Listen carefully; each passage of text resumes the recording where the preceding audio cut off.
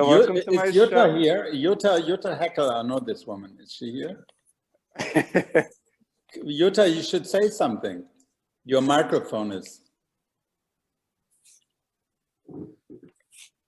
muted.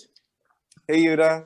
And now you can hear me. Hey, Josh, how are you doing? Thank you for coming. I'm doing very good. Good to see you.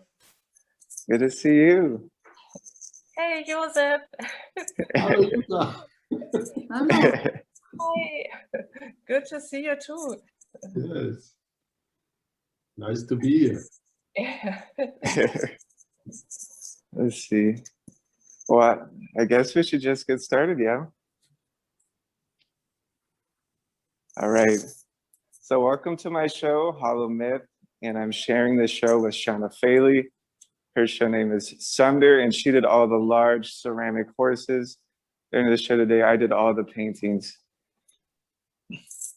And so my paintings are about a very specific type of uncertainty that I live with, and I think it's a very modern uncertainty. And I think the conflicts I have within me are also a reflection of what's happening in our society on a larger scale. So mainly this conflict is between my inherited myths of Christianity, capitalism, neoliberalism, you know, all the different cultures we live with, and the conflict with science and its implicit philosophies of atheism, nihilism, and determinism. And it seems like there's no good belief system or no good way to move forward. And so in the medium of Western oil painting, the medium which depicted and propagated the myths of the past, the myths that still affect us today, I've now hollowed out those myths and just left you with the illusion. And I try to make paintings that describe that specific type of uncertainty I live with. And should we just walk around the show? Yeah.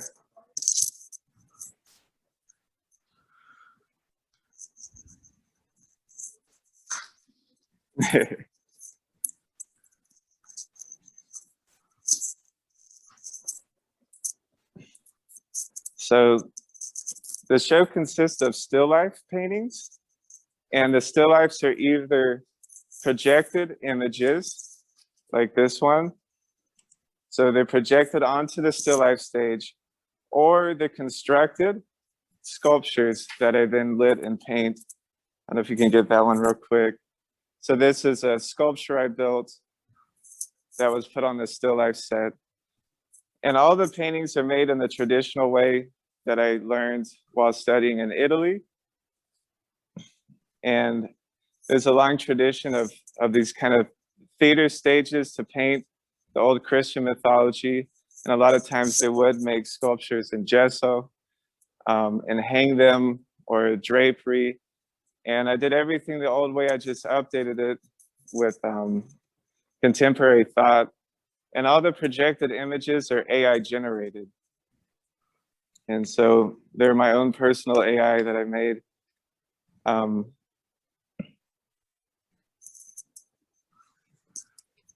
yeah, the goal in each painting was I could try to construct externally these mental processes that go around the ideas I mentioned earlier. And so, like in this painting, for instance, I built a persona from Latin, and that's where we get the word for person, personality. And so it means a mask or a character played on stage. So I made several of these personas that are around the gallery, and then I hung it over the stage, which looks like a bed.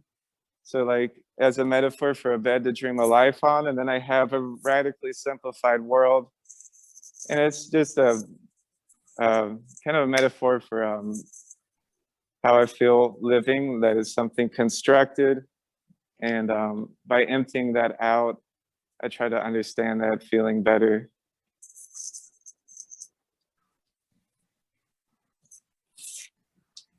And then here's a good example of one of the AI generated images. So to make these, I compile a folder of all my favorite landscapes, and I have several of them, all my favorite paintings.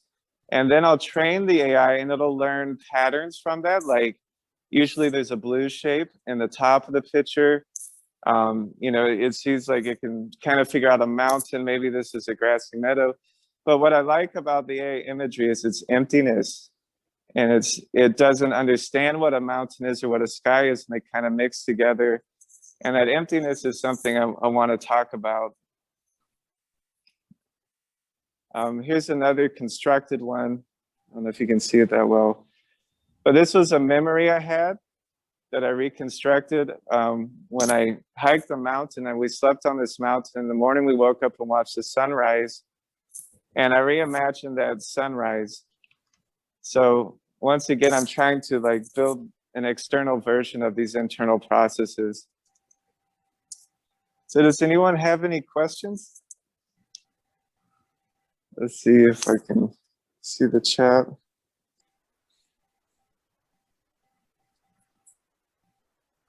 Let's see.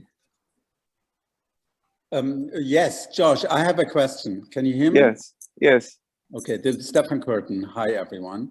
My question is, how many images do you have to deliver before you can get some kind of result out of this AI program you're using? Yeah, you usually need a minimum of 1,000. If you can get about 5,000 images to train it on, you'll get a nice result. And I purposely train mine to be a bit bad because I like the bizarreness you get. But you can train them to make perfectly photorealistic images. And how do you do you scan these photos? Do you just how do you give the images to AI? So I'm making a new one recently, and I'll spend an hour at night just scrolling through Google search and finding out the images that I like.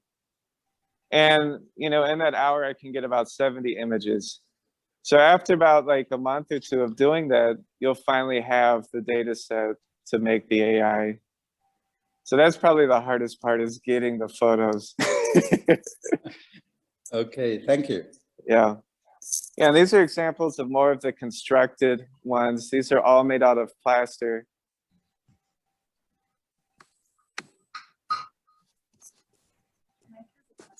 Mike has a question. Instagram Live. Okay, what's Mike say? Said, how important is the surface size in your paintings? Do you consider it within the context of materiality? Okay, so we had a question. How do I determine surface size and how it's important? I really like intimate spaces. I think the smaller scale suits the my thesis, where I'm trying to talk about these internal mental processes. So I think the smaller scale of the paintings invites you in, whereas the larger scale paintings kind of dominate you. So that feeling of bringing you in, and also the reference to still life scale, I think suits the thesis. Okay, so there's a question from Leslie. Hey, Leslie, thanks for coming. Can you say more about your use of AI? Do you see yourself as its creator, as a collaborator, as an opponent? What agency do you have?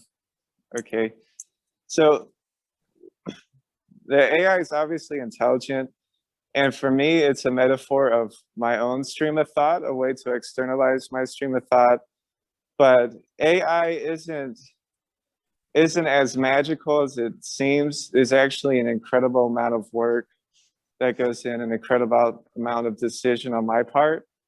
So I have to handpick everything it learns on. I decide how long it trains. And then when I generate images, I'll generate, 3,000, I'll pick 10 out of that. So I do see it as a collaboration. I don't really understand what AI means to me yet, but it's just interesting. I want to mix this new technology in with this really old medium. Okay, jump over this one. So the emptiness. So the emptiness is okay. So the emptiness is an uncertainty, I think, that contemporary people have, where we don't really we don't strictly adhere to a myth about why we are alive, what our meaning of life is. We accept our ignorance. And that's a big part of our culture missing with science, is we accept our ignorance and then we invest in research and we discover answers.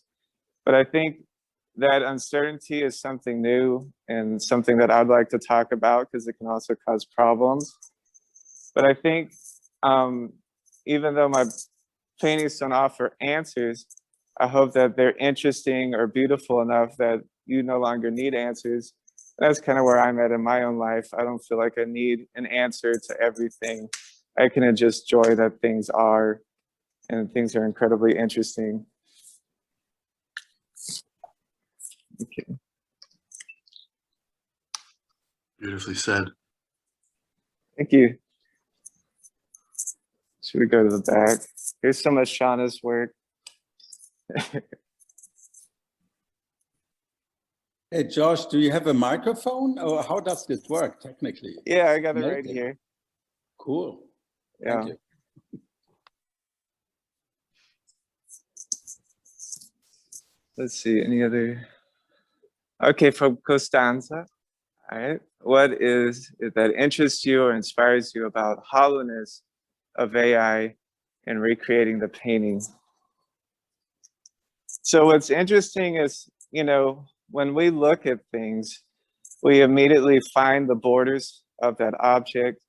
We have concepts associated with that object. We can never mistake a mountain mixing with the sky, but the AI doesn't know what a mountain is, what a tree is, what a landscape is, what a sky is. And so you can see that in the way it generates images. And it's an interesting way to create an image without any authorship. There's nothing behind it. And I think that's an incredibly eerie feeling.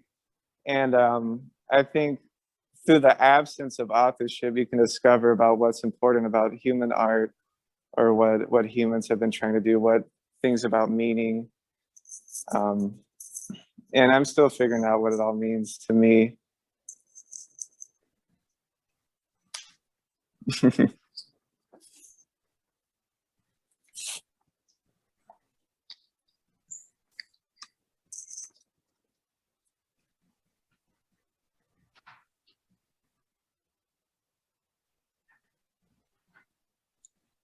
Okay.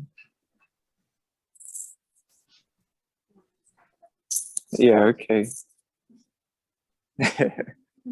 So this is another construction. This one was made out of plasticine. I think you can see where my thumb was pressing in. And then I'll just put that up on the still life stage, take a photo. And then it's a long process of making all this up. So I like to not just paint straight from imagination, because I think actually building the objects kind of grounds them and makes them very ordinary. I think if it was strictly from imagination, it would feel too fantastic.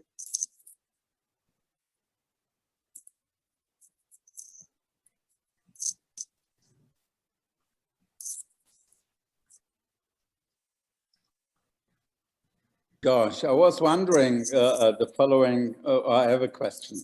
Yeah.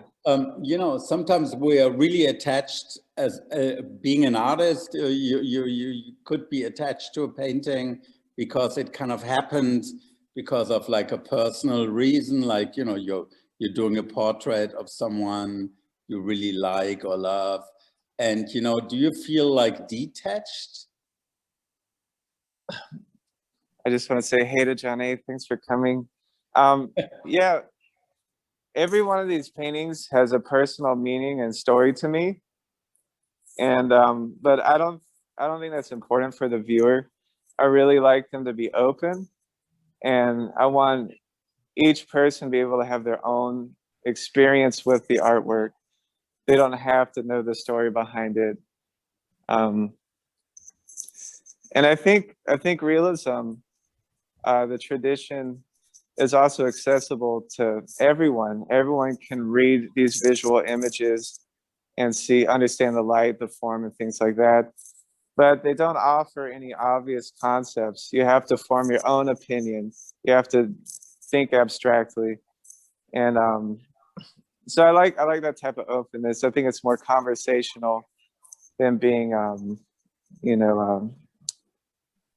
just having a strict, like a moral or a concept that you're trying to communicate. Thank you. Josh, do you feel that since you've been in the program in New York, your perspective on how to create art and what to depict has changed? Yeah, it's Dramatically, completely changed. or yeah, very radically. The academic training I had, it was 3 years. It was more than just like how to paint. There's this dogma, and they want to stick to the old traditions of the past. And it was almost impossible to break out of that mindset on my own. So the professors here did a really good job of getting me out of that. One way they did that was for a semester, they didn't let me paint anything real. And so that whole semester, I just made sculptures. And that finally loosened me up. And then I really like the contemporary thought that's happening today in painting, like this post-medium, atemporality. There's a lot of interesting new ways to think about painting that I want to bring to this tradition, because I love this tradition and I don't want it to die out. In order to do that, we can't just live in the past, we got to bring it into the future. So that's at least what I'm trying to do. but it seems like it's good to have those tools you initially developed to create art that imitates nature, because if you ever need to do that, you have now the training and the skill to do it. That's right. Yeah, because this is a language, and you have to learn how to speak the language. You have to learn how to control the material. And that academic training allowed me to be able to say whatever I wanted to say. And I could say it in abstraction or whatever, just because I have a deep understanding of the paint, and I know the language of vision. One more question, Josh. Do you, at this point, to finish your degree, do you have to have your exhibition and as well actually turn in a written thesis? Yeah, so I'm going to turn in a written thesis in a few days. Yeah. A lot of work. I enjoyed writing it. It was very helpful. Okay, Cynthia. All right, Cynthia. Hey, thank you so much for coming. An NFT created either from one of the final paintings or from the third or fourth step representation of your process to create that painting seems like the next step. Yeah, I guess I will jump on the trend. And I make a lot of digital art. And now there's this whole new platform where you can turn a digital artwork into an actual art object that can be collected. So I think I'll start using some of my AI imagery to make some NFTs. But I like the old, I want to make actual objects. That's not my focus.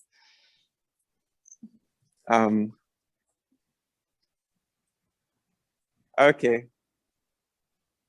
Yeah, and Cynthia says she appreciates the physical paintings on its own. The digital and the AI aspects are just tools. Yeah, and really, I think before coming here, I was getting into medical illustration with Cynthia, and I think that's how I got into AI, was going to all the conferences with her and seeing the new cutting edge technology in medicine. So that, I think that helped me get to where I am.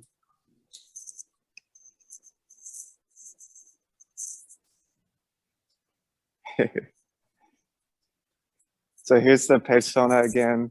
And then this is a relief of that face. We have the negative and the positive. Let's see.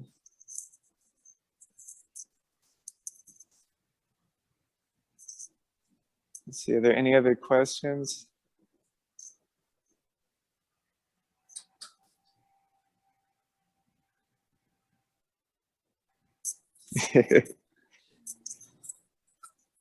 Yeah, so in a few minutes, this will be over.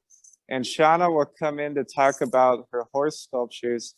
And then there's 2 other graduate shows down the hall that are really incredible. So if you'd like to stick around, I'm sure they'll have a lot of great things to say.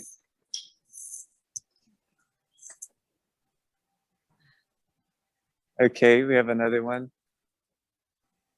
Is there a particular reason why you chose to go for the relatively small formats?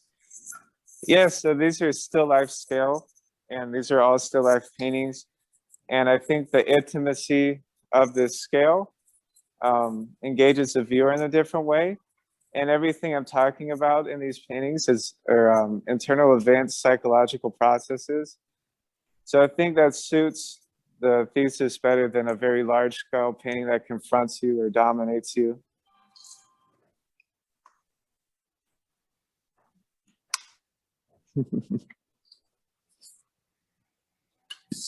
Another question from Costanza. Do you paint the image after the AI has created it? If so, do you reproduce it as you see it, or do you make some changes? So earlier this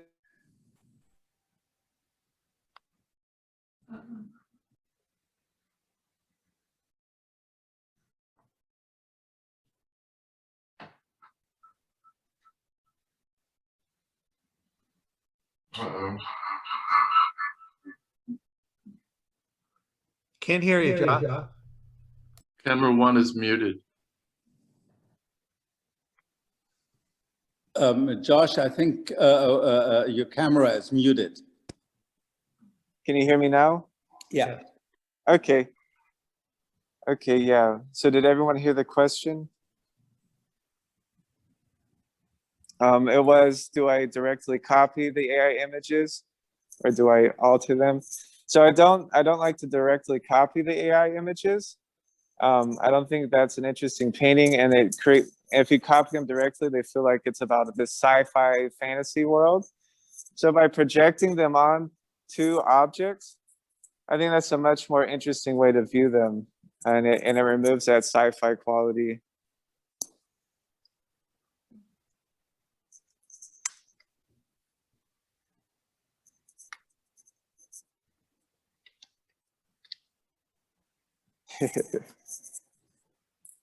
Let's see, any other questions at the moment?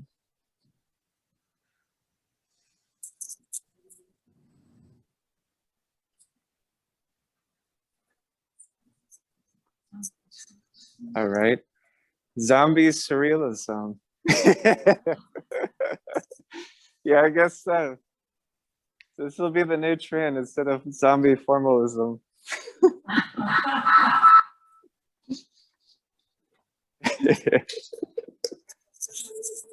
All right. Thank you guys so much. Thank you for coming. It's Shauna's turn now. Excellent job, Josh. Thank you guys. That's great. Congratulations. Thank you. Congratulations, Josh. Good job. Thank Yeah. you guys. Congratulations, Josh. Thank Thank you you. very much, Josh. Thank you. Thank you guys. Thank you. Good job, Josh. What's the weather like in Alfred? It's pretty nice.